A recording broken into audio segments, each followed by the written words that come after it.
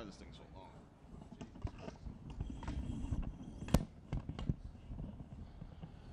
Microphone check 1 2 1 2. This is Stakeout 1 2 1 2. Sounds good. 1 2 1 2.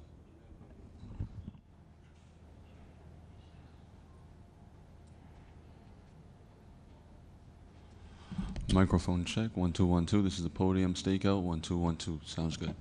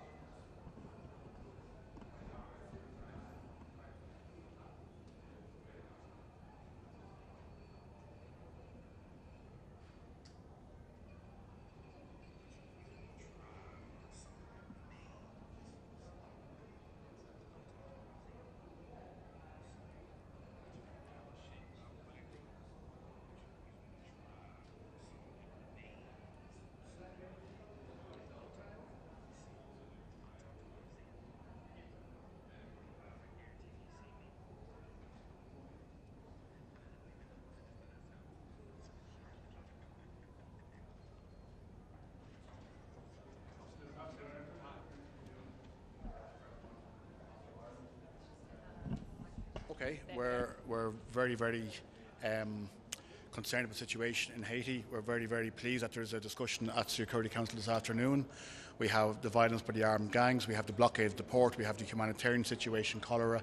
It really is, as I say in my statement, it's almost a scene from hell, and it needs to be addressed by the Security Council. We're very supportive of the Secretary General's comments about the need to assist the National Police. Work has not started on that particular resolution, but we will look forward to assisting that work when it takes place. Likewise, we're working quite intensely at the moment on a resolution on a sanctions regime. We absolutely understand the need for urgency here, but also the need to get it right. So that's where we are in relation to sanctions, and we will support work on assistance for the National Police Service in due course. So would Ireland consider sending forces, sending police, sending troops to join this international strike force? And do you have any concerns about this? You say you welcome the Secretary General's proposal, but as we speak, there are people on the streets of Haiti protesting, saying we don't want foreign troops. Yeah, I'm not going to comment on actual troop commitments or police commitments. We're not at that stage yet. In terms of the situation on the ground, I think what we want is what the people of Haiti need and what they want, and that's very important. And it's very important that when we're designing solutions and resolutions, we take on board their views and their needs as well. So I think that's the balance we're trying to strike here in this work. Mr. Ambassador, when are you expecting the sanctions resolution to be voted on? I know it's not happening today. As I said, it's urgent, but also we need to get it absolutely right and nailed down. So I don't know exactly when there'll be a vote on it. We don't have that information yet, but it won't be today as far as I know. What message do you hope the Security Council, by this sanctions resolution, if you're able to get it later in the week, will be sending to those gang leaders? I think I understand it's the first new sanctions regime we'll be putting in place in 5 years, so it's an extremely important message from the Security Council that what they're doing is completely unacceptable, and there will be impunity, there will be accountability, and they will not be allowed to get away with it, and there will be consequences for their actions. It's really important, and it will be a big signal if the Security Council get to that point, and I very much hope they will, and I expect they will, given that it's, as I say, 5 years since we put such a regime in place. Thank you. Thank you very much. No, it's the first time the Security Council has done any sanctions regime.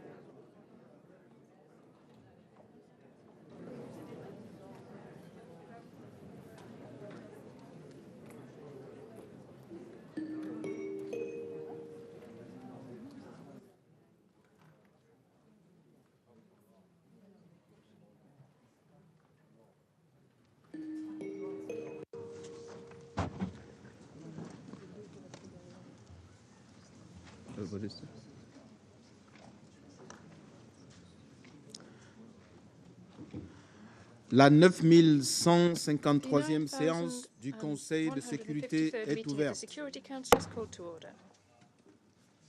L'ordre du jour provisoire de la présente séance est la question concernant Haïti. L'ordre du jour est adopté. Conformément à l'article 37 du règlement intérieur provisoire du Conseil, j'invite les représentants du Belize, de Haïti et de la République dominicaine à participer à la présente séance. Il en est ainsi décidé. Au nom du Conseil, je souhaite la bienvenue à son Excellence Monsieur Jean-Victor Généus, ministre des Affaires étrangères et des Cultes de Haïti, et à son Excellence Monsieur Roberto Alvarez Gil, ministre des Affaires étrangères de la République dominicaine. Conformément à l'article 39 du règlement intérieur provisoire du Conseil, j'invite Madame Hélène Lalime, représentante spéciale du secrétaire général pour Haïti et chef du bureau intégré des Nations Unies en Haïti, à participer à la présente séance. Il en est ainsi décidé. Conformément à l'article 39 du règlement intérieur provisoire du Conseil, j'invite son Excellence, Madame Iphigénia Kontoleontos, observatrice permanente de l'Organisation internationale de la francophonie auprès de l'Organisation des Nations unies, à participer à la présente séance. Il en est ainsi décidé. Le Conseil de sécurité va maintenant entamer l'examen du point 2 de l'ordre du jour. J'appelle l'attention des membres du Conseil sur la lettre du 8 octobre 2022 adressée au président du Conseil de sécurité par le secrétaire général et publiée sous la cote S-2022-747 et sur le rapport du secrétaire général relatif au Bureau intégré des Nations Unies en Haïti, publié sous la cote S-2022-761. Je donne à présent la parole à Madame Hélène Lalime.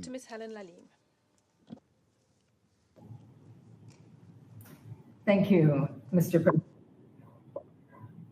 Distinguished members of the Council, when I briefed you 3 weeks ago, I spoke of 3 intersecting crises: economic, security, and political, that were accelerating Haiti's downward spiral. A humanitarian emergency is now at our doorstep. Within 4 days of those remarks, the government confirmed the first case of cholera in Haiti in over 3 years. Within weeks, dozens more cases have been confirmed, more than half resulting in death, with hundreds more suspected in the West and Center departments. 25 of those deaths were in the prison of Port-au-Prince alone. Cases are also suspected in the prison of Croix-de-Bouquet. As undocumented cholera cases tear through parts of Port-au-Prince, particularly in Cité Soleil, gangs continue to blockade the Vareux terminal where most of the country's fuel is stored. The consequences for Haiti's basic infrastructure have been severe, disrupting operations at the country's hospitals and water suppliers and impacting cholera response. Without fuel, waste is not removed from neighborhoods, while torrential rains promote flooding, which mixes with refuse to create insalubrious conditions ripe for the spread of disease. Neither the heroic work of the police, which remains critically understaffed and under-resourced, nor political efforts have succeeded in easing the situation. As ever, it is Haiti's poorest and most vulnerable citizens who are most affected. The reality is that without free movement of fuel, Haiti will be unable to get ahead of the current crisis. For all of the National Police's accomplishments in reopening roads and neighborhoods, The port where fuel is stored remains a challenge. Furthermore, the paucity of fuel is now impacting police mobility and response. Appeals by the diplomatic corps and others, including the UN, for the establishment of a humanitarian corridor have gone unheeded. The broader situation is no better.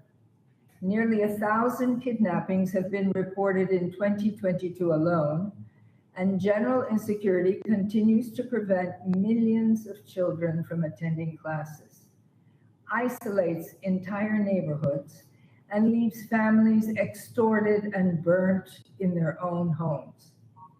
It is to be hoped that this weekend's arrivals in Port-au-Prince of important Haitian-purchased tactical equipment delivered by Canada and the United States will assist the police in regaining control of the situation.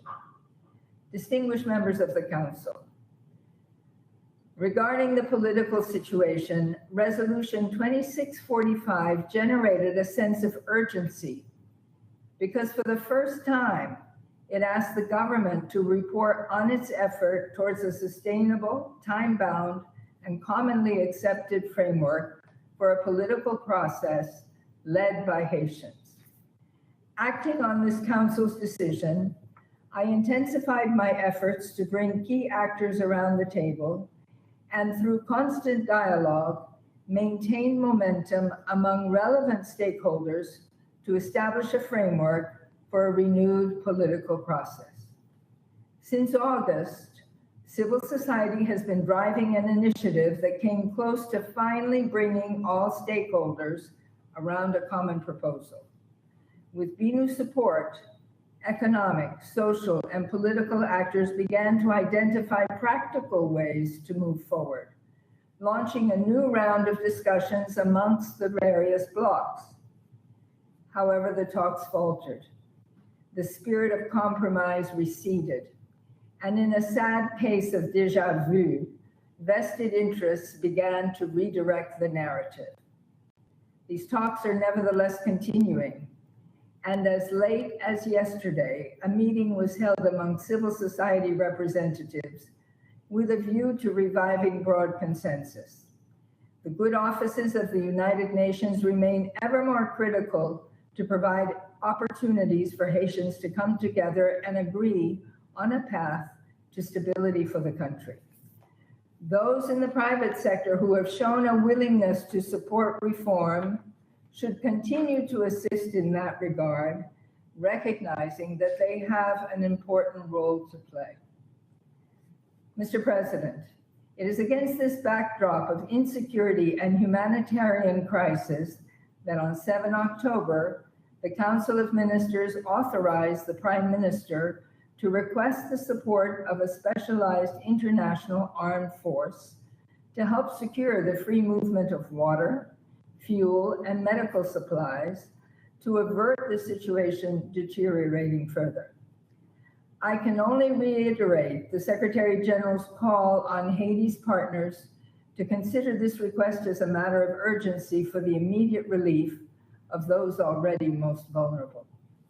Distinguished members of the Council, as protests demanding the ouster of the Prime Minister and his government continue, some see in them yet another reminder of the role of entrenched economic and political interests to resist government efforts to reform state revenues and customs for the benefit of the Treasury and of the population at large. And so the debate on sanctions has taken off. Haitians are actively using both social media and radio debates to express support for serious, targeted sanctions against those who are driving violence to prevent changes that threaten long-standing patterns of corruption. Mr. President, as I noted in my briefing last month, under such a state of persistent unrest, violence and looting, including of WFP and UNICEF warehouses, basic rights are being flagrantly undermined across the country. Gangs continue to injure, kidnap, rape, and kill. and the Human Rights Report on Sexual Violence by Gangs, released on Friday, underscores how women and youth are especially affected. Rape is systematically used as a weapon of control and terror. Any enhanced security support to the National Police should also be accompanied by support to the justice system, both to ensure proper accountability, but also to reinforce nationally led initiatives, such as the proposed judicial units specialized in adjudicating crimes committed by gangs, as well as financial crimes. Distinguished members of the Council, economic deprivation is leaving the population more vulnerable than it has been in years. Gang violence is critically inhibiting a humanitarian response to a resurgent disease, as well as to hunger. With a record 4.7 million people facing acute hunger, including tens of thousands on the brink of starvation. The urgency of the situation is tearing at the political and social fabric of the country. Any comprehensive resolution requires a Haitian-led political solution. But a political solution continues to be elusive, and on its own is no longer sufficient to address the current crisis. To support Haitian institutions in their drive for civic order and accountability, and to save thousands of lives that would otherwise be lost, members of this Council must act, and decisively so, to help address the persistent scourges of insecurity and corruption in Haiti. I thank you. Je remercie Madame Laline de son exposé. Je donne maintenant la parole aux membres du Conseil qui souhaitent faire une déclaration. Je donne la parole à la représentante des États-Unis. Thank you, Mr. President. And let me thank Special Representative Laline for your briefing and for your work. I'd also like to thank in advance Madame Candiletas of the International Organization of La Francophonie. And I also like to acknowledge Foreign Minister Janu of Haiti and Foreign Minister Alvarez of the Dominican Republic and Representative Fuller of Belize, who's here on behalf of CARICOM. We look forward to hearing your remarks and your important regional perspectives. Recently, the New York Times published a heartbreaking story on Haiti. It features Christelle Pierre, a civilian who knows the instability and violence that plagues Haiti all too well. Gang members descended on Christelle's neighborhood in Port-au-Prince when she was 6 months pregnant. And in their wake, they left death and destruction. Her neighborhood was burned to the ground. Her husband was shot in the head and left to burn in the street. Now Christelle and her newborn baby are homeless in a country engulfed in crisis. As she told the Times, and I quote, "There's no shelter, no food, no medicine, no work. There's only chaos." Colleagues, if there was ever a moment to come to the aid of Haitians in dire need, it is now. Faced with extreme violence and instability, Haiti's leaders and people are crying out for help. Haiti's Prime Minister and Council of Ministers, as well as the Secretary General, have called on the international community to address the deteriorating security situation and increase our humanitarian support. In response, our teams are on the ground working alongside Haitian health workers and NGOs to help address the cholera outbreak and assist others in need. And we remain the single largest donor of humanitarian assistance to Haiti. In the coming days, the United States will deliver additional assistance to Haiti, including critical medical support. We're also deeply focused on the security situation. One way we've helped alongside Canada was to coordinate the delivery of vital Haitian government-purchased security equipment to the Haitian National Police. That included tactical and armored vehicles and other supplies. This assistance will help the Haitian National Police counter gang violence and reestablish stability and security under the rule of law. And the United States is proactively going after the bad actors. Our new visa restriction policy targets current or former Haitian government officials and other individuals believed to be connected to street gangs and other criminal organizations. There must be consequences for those that support the facilitation of illicit arms or narcotics trafficking. But a problem of this magnitude cannot be solved by one country or even by a handful of partners in the region. It requires a concerted international response. It requires robust international cooperation, and it requires urgent action by this Council. It is not enough to express our concerns or to condemn the violence. As mandated in the Charter, we need to mobilize the resources and power of this Council and the broader United Nations. That is why the United States and Mexico have worked closely to draft 2 new resolutions, resolutions we hope this Council will unanimously support. The first resolution would impose financial sanctions on criminal actors that are inflicting so much suffering on the Haitian people. It is time to hold them accountable for their actions. It would target those responsible for gang violence, for trafficking arms, for attacking UN personnel, for kidnapping innocent citizens, and for human rights abuses and sexual and gender-based violence. And it would go after individuals blocking Haiti's ports and the delivery of humanitarian assistance to the Haitian people. The UN sanctions regime aims to stop these criminal actors from having access to reputable financial institutions, and it would work to freeze their assets and prohibit their international travel. Additionally, its arms embargo provisions would prevent the direct or indirect supply, sale, or transfer of arms to criminal gangs and their leaders as designated by this Council. The draft resolution specifically lists Jimmy Cherizier, also known as Barbecue, as the subject of such sanctions. He is directly responsible for the devastating fuel shortage that is crippling the country. By passing this resolution, we would take concrete actions to hold him and so many other violent criminals to account. The second resolution we're working on would authorize a non-UN international security assistance mission to help improve the security situation and enable the flow of desperately needed humanitarian aid. This reflects one of the options that the Secretary General recommended the Security Council consider.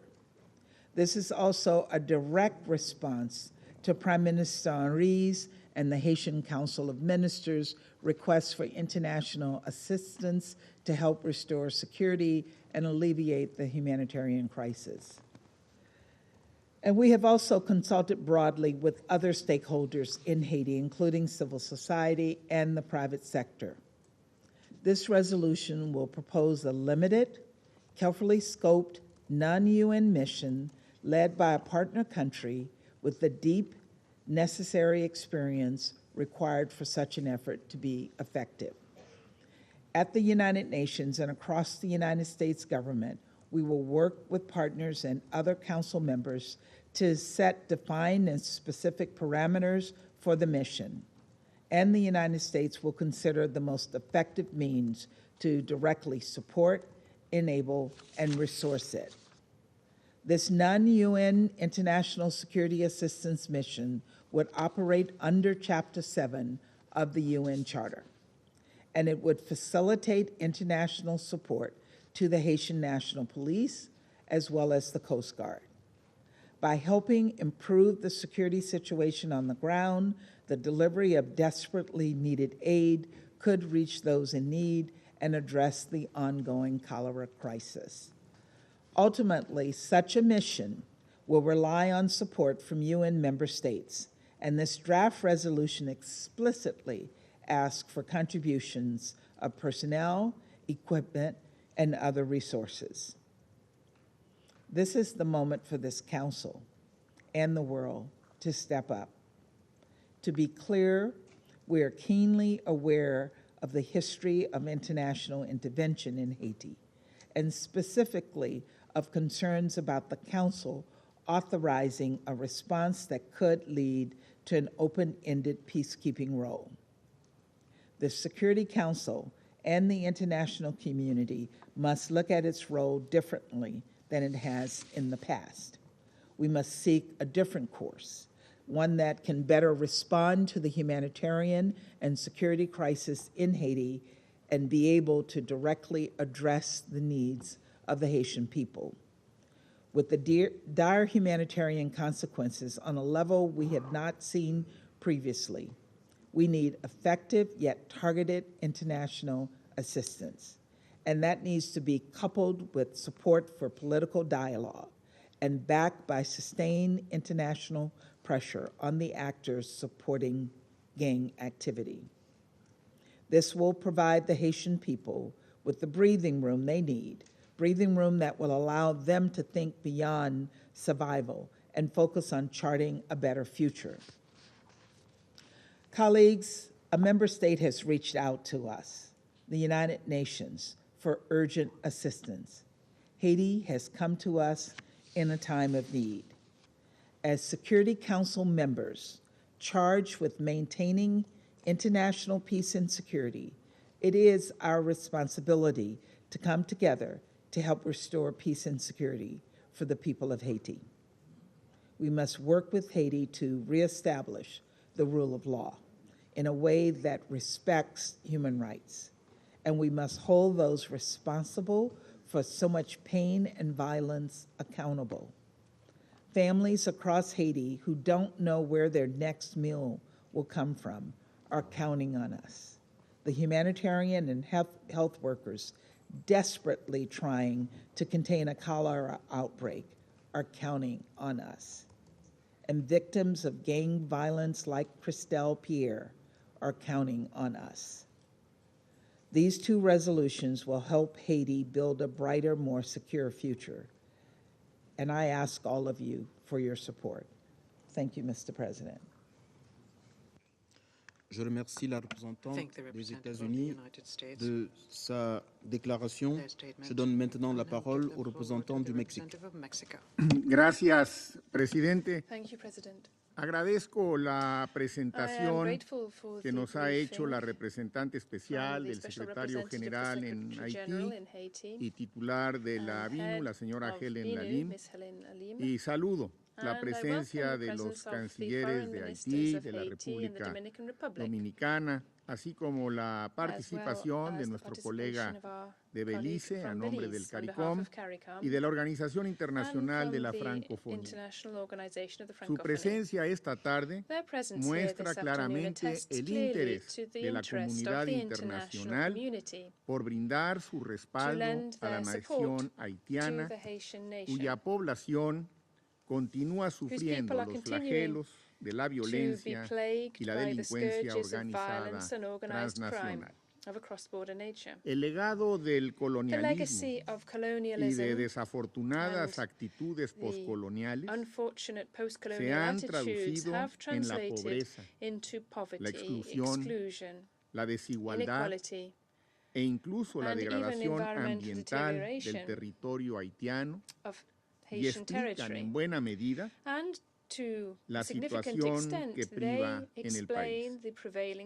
Menciono lo anterior porque aún hay quienes piensan que esos, los factores sociales que propician la exclusión, la desigualdad y la corrupción, no son temas de agenda para el Consejo de Seguridad.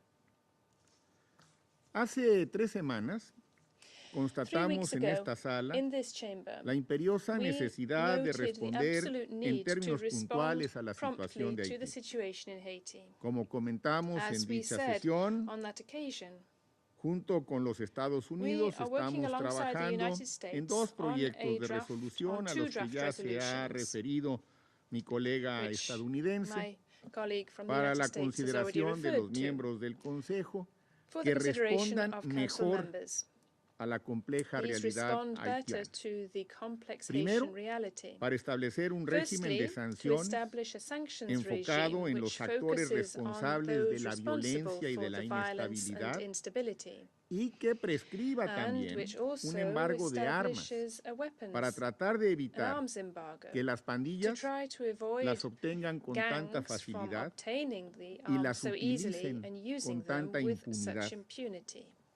Debe quedar claro que no se trata de sancionar al gobierno de Haití, sino a quienes atentan contra la gobernanza a través de la violencia y mantienen aterrorizada a la población civil.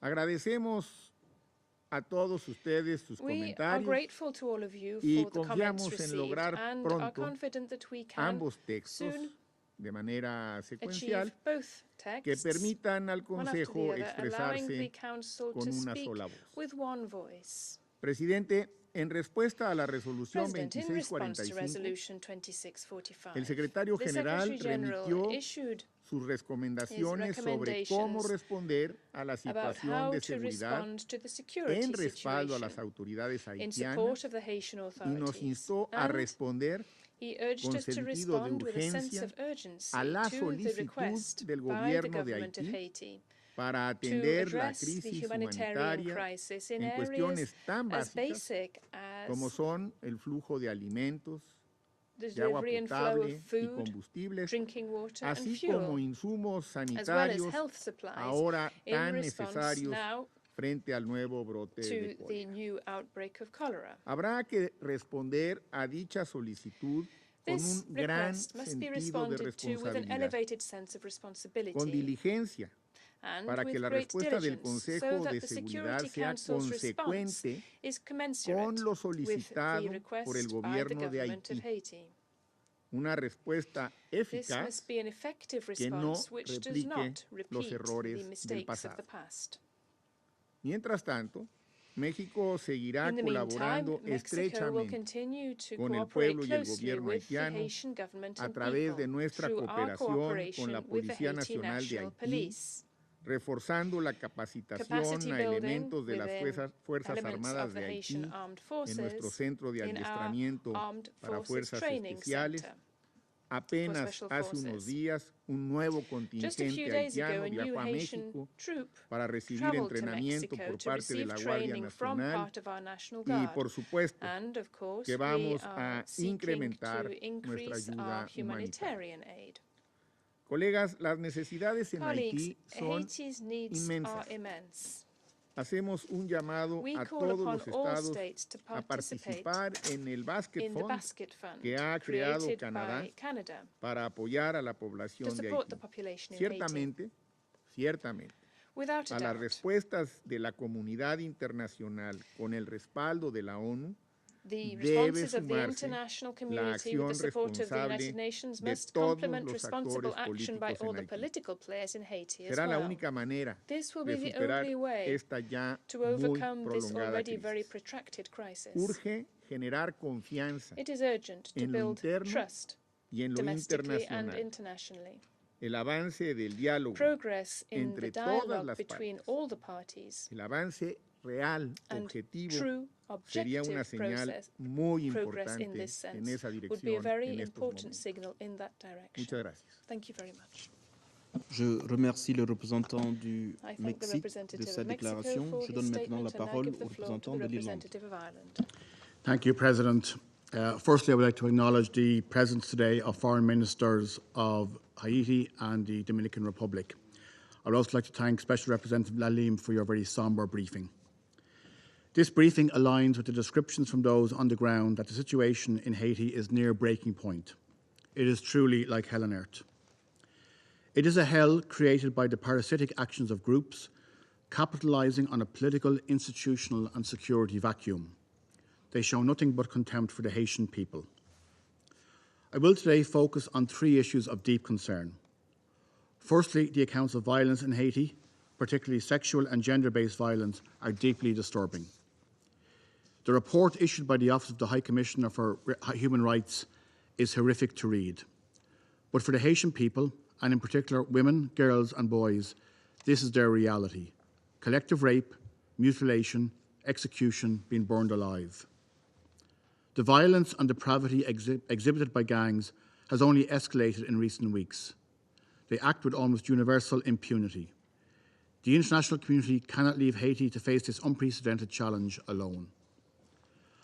Ireland fully supports the call by the Secretary-General for urgent support to the Haitian National Police following the request of the Haitian government. We are ready to work with colleagues on a draft resolution on security support in the coming days. Ireland also remains actively engaged with fellow Council members to create a sanctions regime aimed specifically at these groups. Secondly, Mr. President, Ireland is deeply concerned by the confirmation that for the first time, thousands of people in Haiti are facing IPC5, catastrophic levels of hunger. It is clear in reports shared from across Haiti that conflict-induced hunger is killing people. Rural families, urban communities under siege, and the overpopulated prison population are dying of hunger, without water, and denied medical care. Rapidly increasing numbers of lives are lost to cholera. These are preventable tragedies. They result from blockades, violence, and the destruction of humanitarian aid.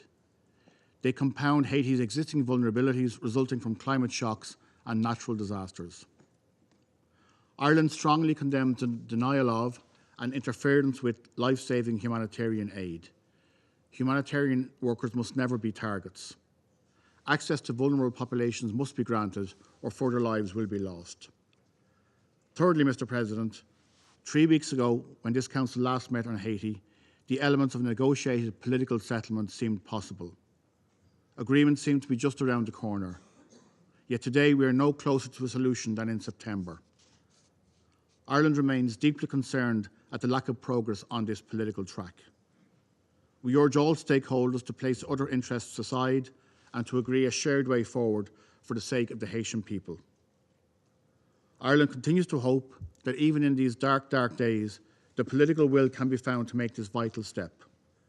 There can be no security, no stability in Haiti without functioning institutions and without a sustainable, inclusive political solution owned and led by the Haitian people. The people of Haiti simply cannot bear anymore. This spiral of chaos has to end, and all relative actors in Haiti must assume their responsibility to return stability to that country and to its people. The international community and this Council must respond to the calls for urgent action. There is simply no time to lose. Thank you, Mr. President. Je remercie le représentant de l'Irlande de sa déclaration. Je donne maintenant la parole au représentant de l'Inde. Thank you, Mr. President. I also thank Special Representative of the Secretary General for her remarks. I also welcome the presence of Foreign Minister of Haiti, Foreign Minister of Dominican Republic, and Permanent Representative of Belize in today's meeting. I also thank Permanent Observer for the International Organization of the Francophonie for participating in the meeting. At our last meeting on Haiti 3 weeks ago, we had expressed our concern over the political and security situation, which has remained precarious. It is deeply troubling that there have been no signs of improvement since then. The political impasse is further compounded by economic stagnation and a troubling humanitarian situation. A recent outbreak of cholera threatens to make an already dire situation worse. The persisting gang-related violence, kidnappings, including in the capital Port-au-Prince, has further compounded to insecurity. UN programs are on hold due to roadblocks, demonstrations, and limited access to fuel. We are also closely monitoring the situation concerning Indian citizens currently in violence-affected areas in Haiti from our embassy in the Dominican Republic. Mr. President, we have noted the letter from the Haitian authorities requesting for immediate deployment of an international specialized force to address the security and humanitarian crisis, including the cholera outbreak. We have also noted the response by the UN Secretary General, who in a statement issued on the same day urged the international community, including the members of the Council, to consider the request by the Haitian government as a matter of urgency. We continue to believe that the security solutions for Haiti to be sustainable must be Haitian-owned and Haitian-led. Capacity building for the Haitian National Police must remain a priority. In July, this Council had unanimously adopted Security Council Resolution 2645, renewing the mandate of BINU for one more year. At that time, we had worked with other delegations to suggest a rise in the number of police and correction units. We are now working with other council members to address the issue of gang violence, which in turn is exacerbating every other problem faced by the Haitians. We continue to believe that no solutions to the political, socio-economic, and security crisis will emerge without the direct involvement of the Haitian stakeholders and the support of neighbors. We therefore welcome the engagement of the regional partners, CARICOM, and Haiti's neighbor, the Dominican Republic, on issues of immediate concern, including capacity building initiatives for the Haitian National Police and controlling the flow of small and light arms into Haiti. Mr. President, India firmly believes in the need for sustained effort by Haiti and its international partners, including this Council, to reverse the current situation. We have had a long-standing relations with Haiti and its people. In the past, we have contributed to capacity building and training initiatives in Haiti. We stand ready to do so again in our collective quest to help our Haitian brothers and sisters in their hour of need. I thank you. Je remercie le représentant de l'Inde de sa déclaration. Je donne maintenant la parole au représentant du Brésil. Thank you, Mr. President. Mr. President, I would like to thank SRSG, Hélène Lalime, for her comprehensive report. I also recognize the presence of Mr. Jean-Victor Geneus, Minister of Foreign Affairs and Worship of Haiti, Mr. Roberto Alvarez Gil, Minister for Foreign Affairs of the Dominican Republic, the Permanent Representative of Belize, and the Permanent Observer for the International Organization of the Francophonie. Less than 1 month ago, on September 26th, we had comprehensive briefings on the situation of Haiti, with the participation also of UNODC and WFP. During the meeting, we were once again informed of the calamitous situation in the country, aggravated by the cutoff of fuel supply in Port-au-Prince due to criminal activity, which poses far-reaching humanitarian consequences for Haiti.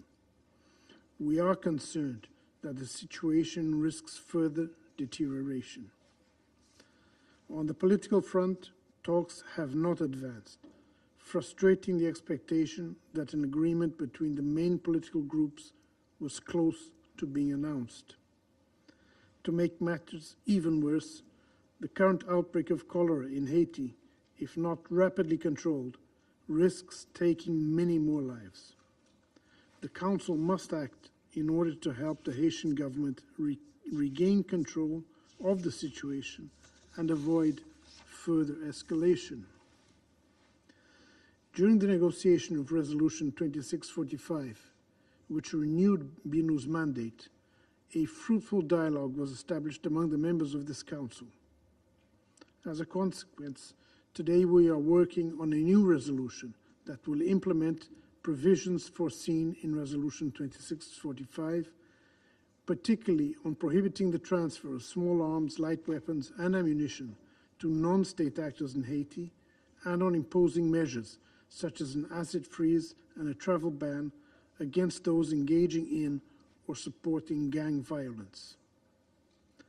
As we further negotiate the new resolution, Brazil wants to make sure that such measures, if adopted, do not have adverse humanitarian consequences for the civilian population.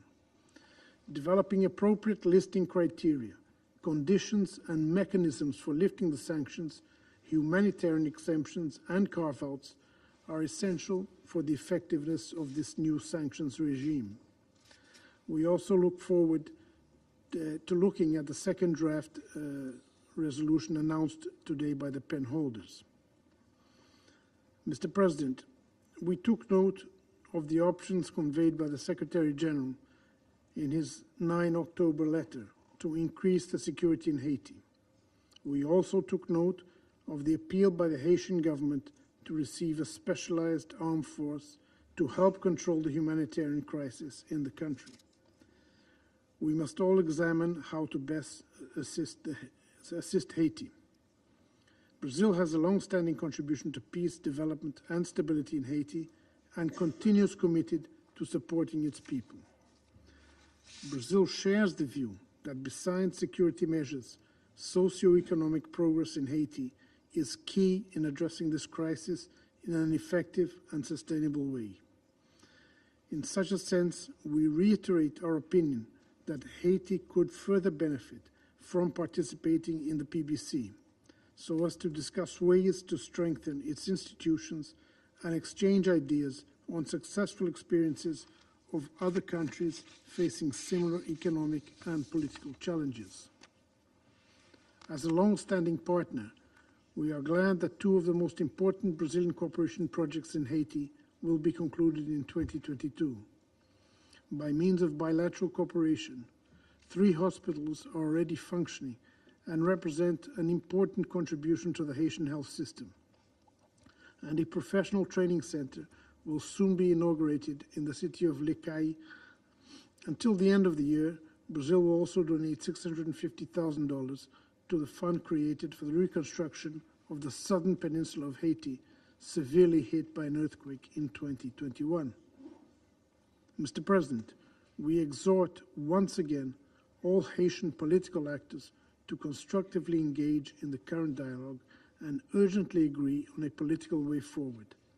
A Haitian-led solution to the crisis is central to curb violence, allow for the resumption of the normal functioning of Haitian institutions, and pave the way for free and fair elections as soon as the security situation permits.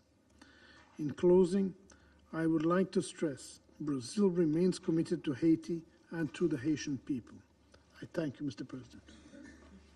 Je remercie le représentant du Brésil de sa déclaration. Je donne maintenant la parole au représentant du Kenya. Thank you, Mr. President. I have the honor to deliver this statement on behalf of the A3, namely Gabon, Ghana, and Kenya. We thank SRSG Helen Lalim for her briefing. We also welcome the participation of His Excellency Mr. Jean-Victor Genou, the Foreign Minister of Haiti, His Excellency Roberto Gil, Minister for Foreign Affairs of the Dominican Republic, and the Permanent Representative of Belize, plus Her Excellency Ms. Ifigenia Conteleontos, the Permanent Observer for the International Organization of Francophonie to the UN. Mr. President, we, the African members of the Security Council, have every reason to be extremely unsettled by the situation in Haiti. Witnessing the widespread lack of security, the growing deterioration of the humanitarian and public health situation, and the lack of political cohesion, we recognize historical and global causal factors that we have also suffered from. Since our last meeting, the situation has not improved. It has sadly worsened. We again reiterate our call for action that is supported and is accepted by Haitian-led and owned political, humanitarian, and security initiatives. We therefore urge Haiti's government, political class, and civil society to deliver mediating starting points on a process that will overcome the political impasse, address insecurity, begin the recovery of the rule of law, deliver humanitarian aid, and offer economic relief. Dialogue must, at a minimum, reach a basis of an agreed common approach to deliver political reforms that include a constitutional basis and then free and fair democratic elections. All attempts should be made to make the dialogue inclusive, particularly by ensuring that it has strong participation by women and youth. All stakeholders need to respond to the urgency of the situation. Lack of agreement on a way forward risks the security and humanitarian situation sliding out of control with dire costs to the people of Haiti, and particularly the most vulnerable. It makes it more difficult for even the most well-intended external actors from offering the immediate relief that millions of Haitians need desperately. The people of Haiti do not have to walk alone. We encourage them to take advantage of the instruments available to them through regional organizations, particularly CARICOM. We therefore welcome in this regard the commitment for support made by the 43rd regular meeting of the Conference of Heads of Government of the Caribbean Community held from the 3rd to the 5th July in Suriname. We urge the African Union and African states to work with CARICOM in support of Haiti. Mr. President, the A3 is exceedingly troubled by the surge in violence and the impunity being shown by armed gangs. We commend the bravery and dedicated efforts by the Haitian National Police to address the situation. But amidst insurmountable odds, gang violence, sexual and gender-based violence, and kidnappings have all continued unabated. We strongly condemn all actors who are blocking the movement of food and fuel and in any way impeding trade and humanitarian access, leading to severe shortages in food supplies, access to water, electricity, and other essential public services. If this situation continues, what is already an emergency will further worsen. The A3 therefore welcomes the request by the government of Haiti for international support to counter the armed gangs and restore normalcy. We also welcome the Secretary General's timely letter detailing the options available to support this request. We therefore reiterate our call for urgent international support to counter gang violence as well as to strengthen the capacity of the Haitian National Police. We recognize Haiti's difficult and tragic experience with external intervention. We urge the international community to take this into account in making any offers for involvement.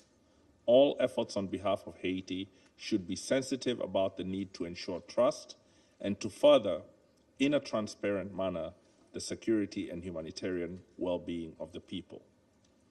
Mr. President, aware of the contribution of illicit arms to worsening insecurity, the A3 welcomes the finalization of the National Action Plan to implement the CARICOM roadmap on the illicit proliferation of firearms and ammunition. We call upon the UN system and the international community to support national authorities in implementing the action plan.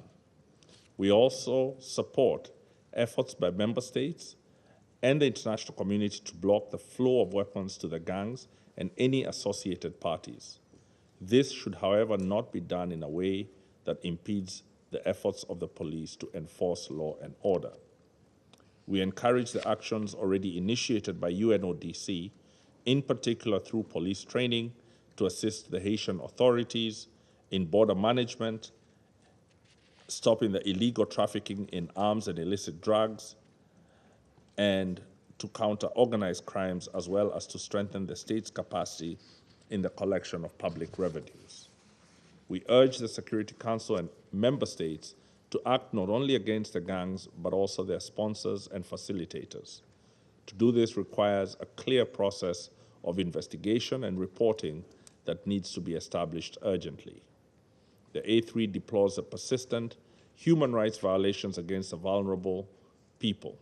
In particular, we regret the inability to enforce pending warrants for prominent individuals credibly linked to these violations. It is crucial to secure justice for all victims of atrocities.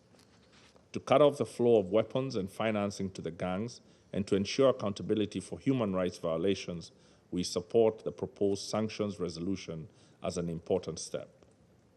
Of critical importance is the need to resuscitate the entire criminal justice system.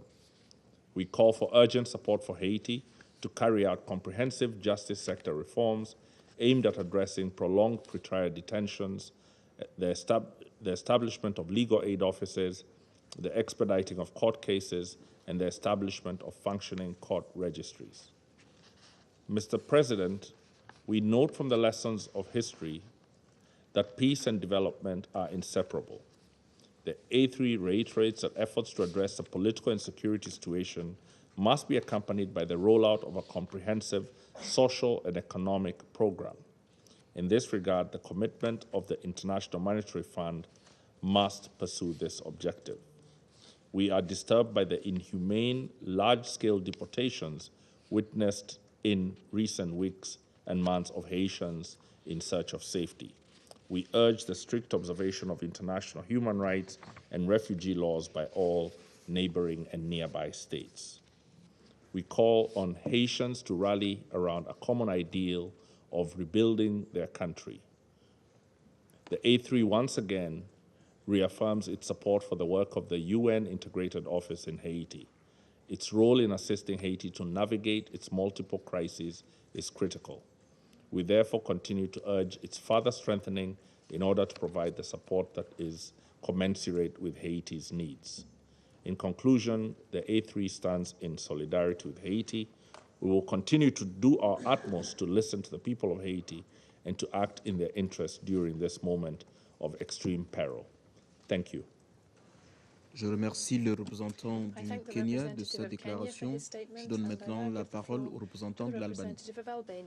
Merci, Monsieur le Président. Mr. President, I thank SRSG Lalim for her report and insights on the deteriorating situation in Haiti, and we welcome her suggestions and recommendations. I also welcome the participation of Minister Jeunesse of Haiti and Minister Gilles of the Dominican Republic, as well as the participation of La Francophonie and Belize at this meeting. The situation is desperate and hardly needs any comment. Therefore, I will limit my statement to a few key remarks. First, the contrast couldn't be more hurting. Haiti, the first Black republic, is nowadays the poorest nation in the Americas and is facing an acute political, economic, security and health crisis, which has paralyzed the country and sparked a breakdown of law and order. As it was amply highlighted, almost everything in the country seems to be on a standstill, except for one: gang violence and lawlessness. Gangs own the street. They have broken down the law, making their own prevail. They have paralyzed normal life, are preventing economic activity, including the distribution of diesel and petrol, making transport to halt, with result widespread looting and shootouts becoming increasingly common. Gangs are now getting together and are dictating their terms to the political actors. It is a symptom of their power, but also a symptom of what is coming if the situation is not immediately and properly addressed and reversed. When nearly half of Haiti's population is experiencing high levels of acute food insecurity, when thousands of citizens at the capital are suffering famine conditions, when all safeguards to prevent human rights violations and widespread abuse have been put down, when the state authority is nowhere, the situation has reached to the breaking point. People are right to ask, where is the state? Where is the political class? Who is behind the wheel? This dire situation will only get worse if some degree of security and rule of law is not immediately restored. Fight against gangs and their brutal violence, their criminal activity, their corruption, smuggling and trafficking of weapons should be the top priority. It is a first and a must. Otherwise, gangs will only rise and their suffocating power with metastatic grip will only increase. The security material help provided by the US and Canada is a most welcome move.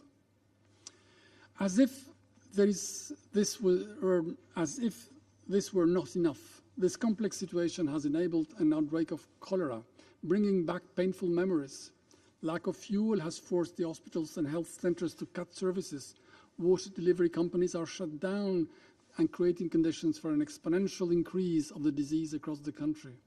It is therefore paramount to create a humanitarian corridor to allow fuel to reach the main hospitals and other cholera response centers and limit its spreading. Among other crimes committed, armed gangs have used rape, including collective rapes and other forms of sexual violence, to instill fear, punish, subjugate, and inflict pain to local populations with the ultimate goal of expanding their influence. You don't want to be a girl or a woman today in Haiti. This is the direct consequence of widespread impunity and ease of access to high-caliber weapons and ammunition trafficked from abroad. It must be reversed for life to have a meaning and future a prospect. In this respect, support for the UNODC action on the ground is paramount. Colleagues, Haiti needs help. It needs it now and should come in order of priority. We support the two draft resolutions proposed by the US and Mexico and are in favor of sanctioning those responsible, those who are strangulating an entire country and its population. We also fully support a strong and robust security mandate in order to provide authorities and law enforcement bodies with the necessary means to guarantee safe and adequate conditions of life. But let's be clear, it would be illusory to believe that solutions can only come from outside. The political class of Haiti should get its acts together, leave aside their vested interest or any other interest, but the one and the only one the country needs and that its desperate people hope for. Political actors cannot be bystanders of a house in fire. They should be the first actors to take it out. Only this may help bring back normality in order to tackle other major issues and create, at the appropriate time, the basis for elections to happen. We stand with Haiti and the Haitian people, and the best way for us, for all of us, to show it is to act with urgency in considering the government's request for support by a united council. And I thank you. Je remercie le représentant de l'Albanie de sa déclaration. Je donne maintenant la parole à la représentante de la Norvège. Thank you, President. I thank SRG Lalim for the briefing. And I also welcome the Foreign Minister of Haiti and Dominican Republic, as well as the representative of Belize and the Francophonie to this meeting. Norway welcomed that this meeting was brought forward to today. The situation in Haiti is alarming. We are appalled by the reported levels of violence, including widespread sexual and gender-based violence, as reported by the BINU and OHCHR report published just this Friday. It is also reported that many children have been killed or injured in crossfire, even while in their homes or schools. And boys and girls are being coerced to engage in gang activity. The population, especially children, in Haiti must be protected, and impunity for violation and abuses of human rights must end. We note the request of the government of Haiti for a special armed force to address the acute security crisis, and we welcome today's discussion on how we can best support Haiti's national police in improving the security situation. President, we commend the UN and humanitarian workers' tireless effort in Haiti during this difficult period. Their work is critical, particularly with the worrying resurgence of cholera. Swift action must be taken now to stop its spread.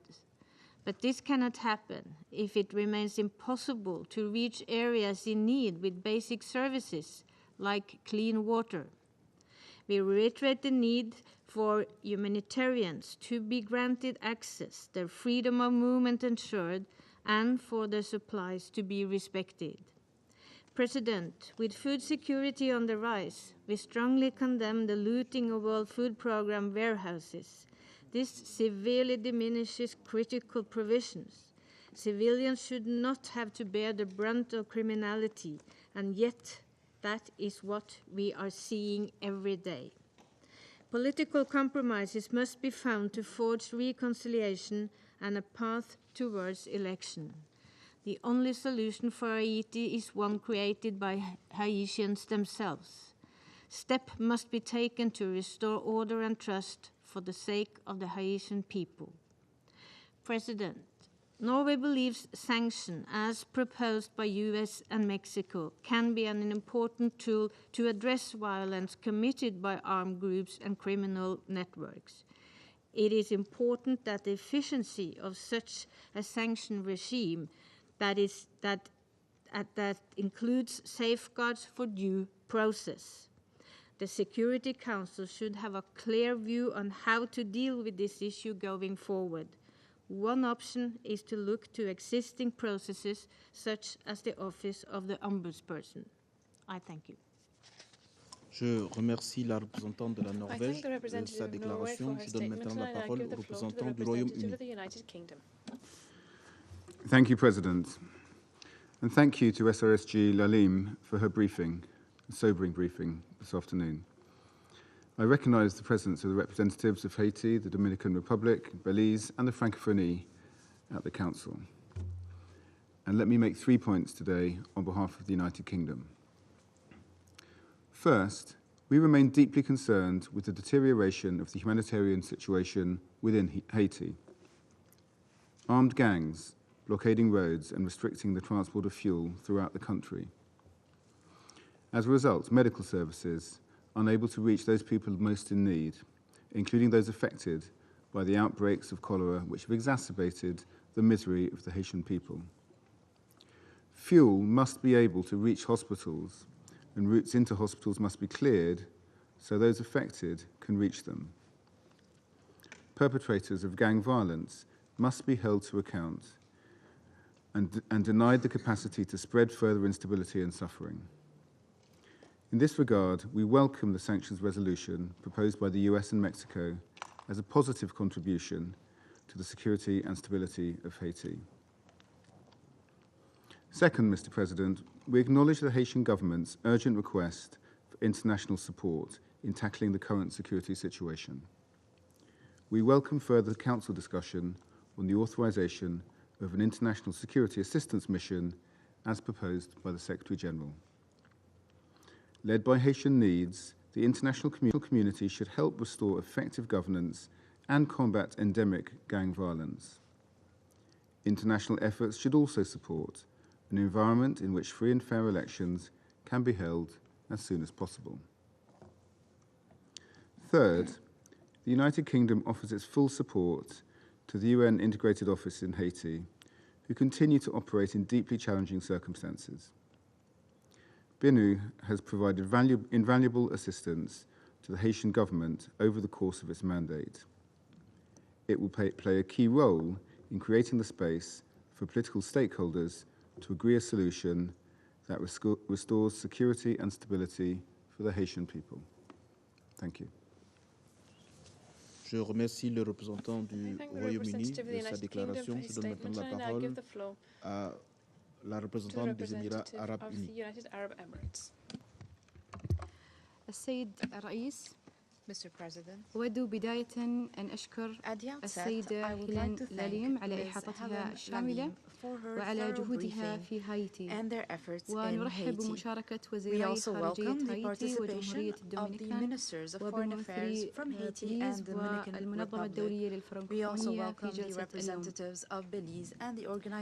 السيد الرئيس، نعرب عن إدانتنا الشديدة للارتفاع الخطير في مستويات العنف الذي يستهدف المدنيين في هايتي جراء استمرار سيطرة العصابات على الأحياء والبنية التحتية الحيوية في البلاد وما يرافق ذلك من حالات قتل واختطاف وتجنيد للأطفال. وكذلك ندين وبأشد العبارات العنف الجنسي والعنف القائم على نوع الجنس واستغلاله لترهيب السكان وإذلالهم والتحكم بهم. وتقتضي جميع هذه التطورات التأكيد مجددا على الحاجة الماسة لإنهاء العنف وتهدئة الأوضاع، وعليه نرحب بجهود الحكومة لإيجاد حلول عاجلة للتصدي للعنف وانعدام الأمن، وكذلك بالمبادرات الوطنية والإقليمية والدولية التي تهدف إلى تطوير استراتيجيات لبناء قدرات المؤسسات الوطنية لمكافحة الفساد وتمكين الدولة بحيث تكون قادرة على تعزيز تواجدها في نطاق أوسع خاصة على المدى البعيد.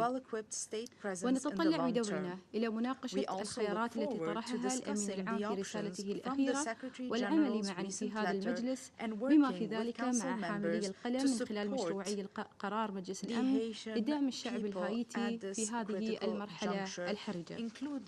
السيد الرئيس، تتفاقم التحديات الاجتماعية والاقتصادية المعقدة التي تواجهها هايتي في ظل التقارير الأخيرة التي تفيد بتفشي وباء الكوليرا مجددا مع وجود انعدام حاد في الأمن الغذائي وشح كبير في المياه وذلك بالتزامن مع إغلاق محطات الوقود خاصة المحطة الرئيسية. لذا لا يجب أن نترك هذه الأوضاع على حالها وإلا انتهينا بأزمة صحية أخرى خطيرة. وندين في هذا السياق عرقلة إيصال المساعدات الإنسانية والخدمات الأساسية إلى المحتاجين ونهب مرافقها الحيوية. ونؤكد هنا على ضرورة ضمان إيصال المساعدات الإنسانية بشكل آمن وفوري ودون عوائق للتخفيف من معاناة السكان الأكثر ضعفاً في هايتي. ويجب أن تظل هذه المسألة قيد النظر خلال مناقشاتنا الحالية حول تدابير العقوبات لتجنب الأضرار غير المقصودة التي قد تطال الجهود الإنسانية في هايتي. وأخيراً لا يمكن بلورة إجابة مستدامة للأزمات الاقتصادية والإنسانية والأمنية في هايتي دون إيجاد حل سياسي بقيادة هايتي وملكيتها. ونشير في هذا السياق إلى المستجدات التي وافتنا بها الحكومة بشأن المسار السياسي وندعو جميع الأطراف المعنية للانخراط بحسنية للتوصل إلى تسوية سياسية مع استمرار دعم مكتب يونو والدور الهام الذي يطلع به في هذا الصدد. ولضمان استدامة جميع الجهود يجب أن يكون الحوار الوطني شامل بما في ذلك عبر المشاركة الكاملة والمتساوية والهادفة للمرأة وإدماج الشباب لخلق بيئة معاتية لإجراء انتخابات سلمية متى ما سمحت الأوضاع الأمنية بذلك، حيث تستغل العصابات تأخر الوصول إلى حل سياسي لمواصلة عنفها المتصاعد.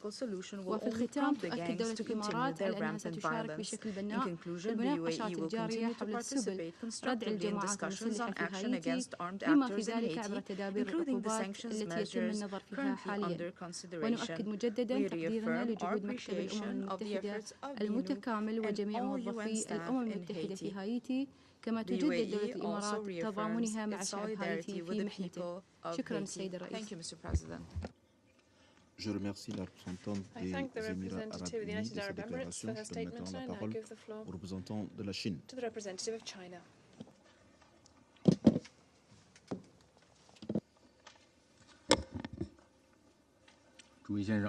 Mr. President, 我感谢Lalim 特别代表 I 所 thank 做的通报， SRSG Lalim for her briefing. 欢迎海地外长 I welcome the 多米 presence 尼加外 of 长 the foreign ministers 和 from 其他代 Haiti, 表 Dominican 出席今 Republic, 天的会议。 and other representatives to today's 朱 meeting. 先生， Mr. President, 联合国秘书长上周提 the 交的报 Secretary 告 General's report 和拉 submitted 里 last 姆 week 特别代表刚才 and 的介 today's 绍表 briefing 明， by the Special 海地正 Representative 经历 both 前所 painted a 未 picture 有的危机 of，an unprecedented crisis in Haiti. 复杂、 This 混 level 乱 of 和 the 困 level 难 of 程度 chaos, 可能 complexities, 超 and 出 difficulties 我们的想 may 象。 very well exceed our imagination. 中方对海地人道 China 形势 feels 不断恶 deeply 化， about the 近期又爆 worsening 发霍乱 humanitarian 疫情， situation 深感 and the 痛惜 recent。outbreak of cholera in Haiti. 对黑帮肆无忌 We 惮残 express 害 our 平民， profound 而 concern 海地政府 over 却 the 无能为 inability 力， and 无 inaction 所 of 作 the 为， government, 深 while 表 gang 关切。 violence is meted out towards 对 civilians 当 with 前乱局 impunity. 给海地 We 人民， express our deep 特别 sympathy 是妇 to 女、 the Haitian 儿 people, 童 especially 带来 women 的 and 深 children, 重苦 for 难， their dire misery 深 caused 表 by 同 the 情。 current chaos.